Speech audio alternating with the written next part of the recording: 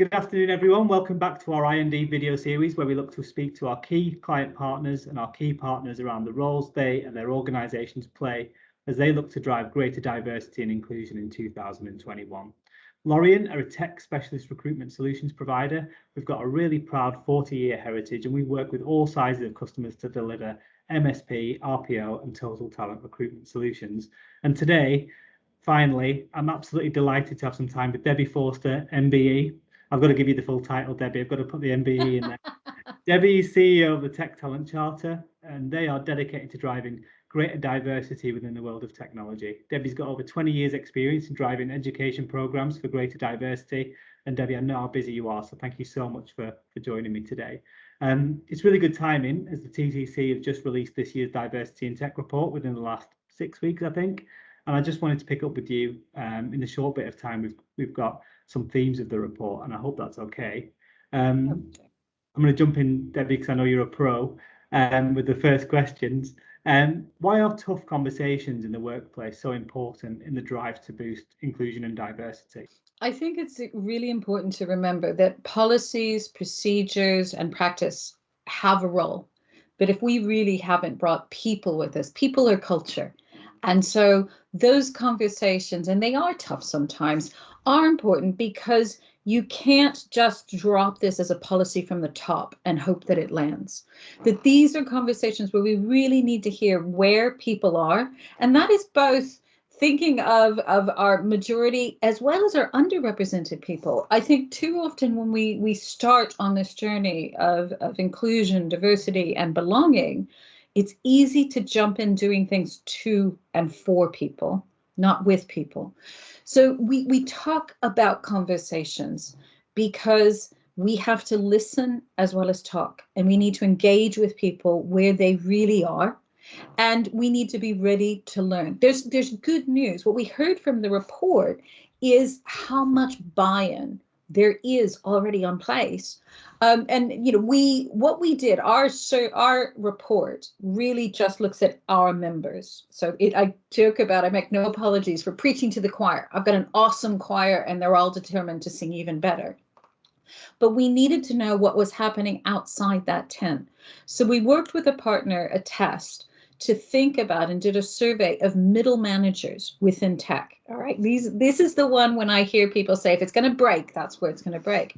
What was really, really good was 73% of employees at that level actually approved of their company's D&I efforts.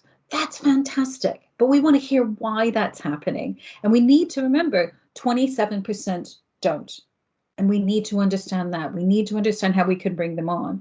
And interestingly, there's still, although 80% thought that these were necessary, these D&I issues, it did say 40% said they thought they had a good impact, which meant 60% not sure.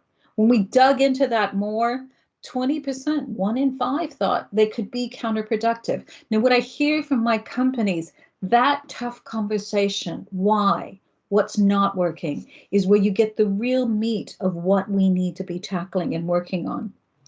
And I say tough because it's uncomfortable, all right? And it's uncomfortable on both sides.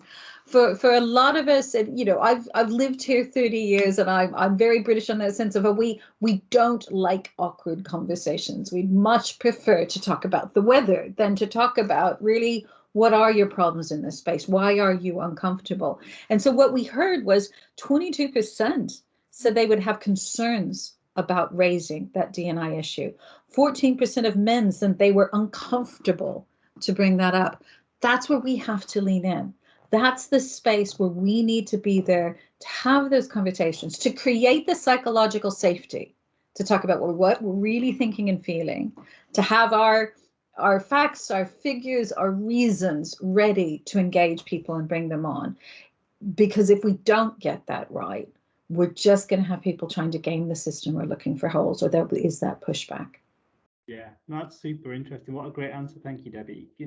It's not just about putting the processes in place to make sure you've got a pipeline of diversity. It's making sure that everyone in the organization feels like they can bring their kind of authentic self, their authentic views to the table as well. And in that that view of continuous And improvement. I've loved that journey that companies have been on. And, you know, Darren, you guys have been with us since the earliest days. And, you know, in the earliest days, back in 2017, when we were looking at gender, a lot of the discussion was on diversity. All right. And if you're not careful, that turns into that tick boxing. Just recruit them and get them in the room, get them in the room. And I used to joke about, you know, you get that takeaway window from those pancake companies. Quick, I need 3 women, 2 Black people, a disabled person. If you can get a neurodiverse person and an order of chips to go. And, you know, no surprises to that tick boxy way of going. If you're only looking at diversity, people bounce through because they don't have a culture that they can feel safe, that they feel productive in. So then watching companies shift to thinking about inclusion first and diversity. But now what I've loved is going into 21 is companies going that fuller length and thinking about belonging, about equality of opportunity, that removing of barriers. So I don't just feel that there's someone like me in the company. I don't just feel that I can come into this company and be in the room. I feel that I can have a voice that is heard, that is valued, and I've got the same chances to advance for a promotion as anyone else in the room.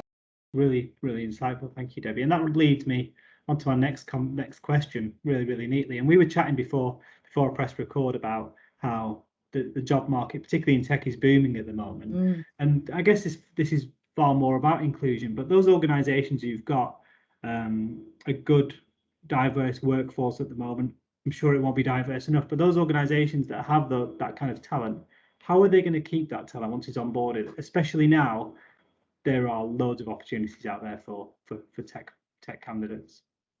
And I think that's what you need to remember, you know, aside from health and bio research, the only sector that continued to expand under COVID was tech.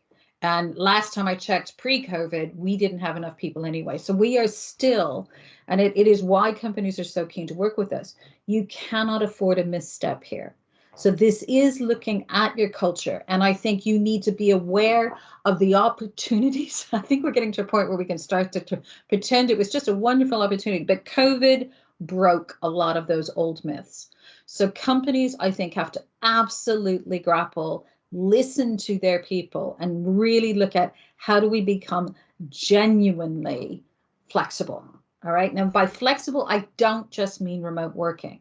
This is flex start and finish. This is meaningful part-time work as well as remote working. And this is doing it with people. You don't just do it top down. We are now going to have you in 3 days and it's going, no. Where we can try and understand what people want and need, create the flexibility on both sides, you get a workforce who is more motivated, more engaged. You know, I loved hearing about the companies that talked about there wasn't that dip in productivity. But I think we need to engage in a culture of really understanding where people are in terms of pressure. You know, one of the problems of working from home, working remotely online is that 24/7 approach. So I think, again, that flexibility of helping people understand that they can set boundaries. Then it's about that constant upskilling. Okay, creating a culture where everyone, whatever their background, whatever they look like, sound like, have that opportunity to train, to grow, to advance. The people that we're seeing coming into tech are able to say, are you a company where I'm going to be able to grow, thrive, and advance? And so the companies who are trying to get their recruitment white, super, but you better be checking your data. Are you retaining them? Are they just bouncing through your organization at huge cost? So are you getting them up into leadership? Are you making sure then that at your leadership team, you have that diversity, that inclusive thought that makes sure that you're internally creating the culture where everyone can bring their best, then you're externally able to really create fantastic services, products, because it's designed with everyone in mind. Brilliant. I can't add anything to that, Debbie. Mic drop. And I know we've only got a little bit of time left because I know that quite often your calendar's back to back, but I'm just trying to think of value that we can put out there into the community.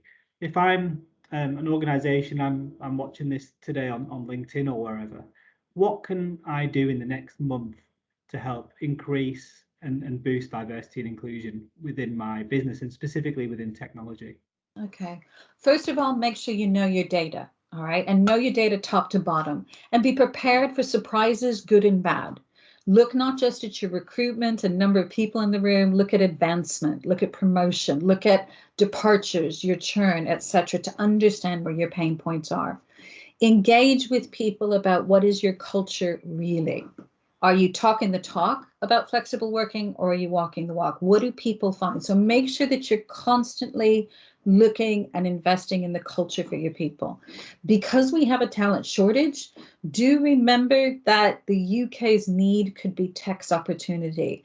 We know that retraining and returning programs, alternate routes into tech, are a fantastic route to really engage more people into the industry from differing backgrounds. A whole lot of people either lost their job or realized that the job doesn't have a future. These are people that have great wider experience. So the companies who are really thinking about how could I frame this in a different way? How could I look at alternate routes into tech? Have a great way and look internally. Some of the great companies aren't just looking at how do they do training programs externally. How could you take somebody who's great in another department that's about to downsize, retrain them, reskill them? They already get you as a company and a brand.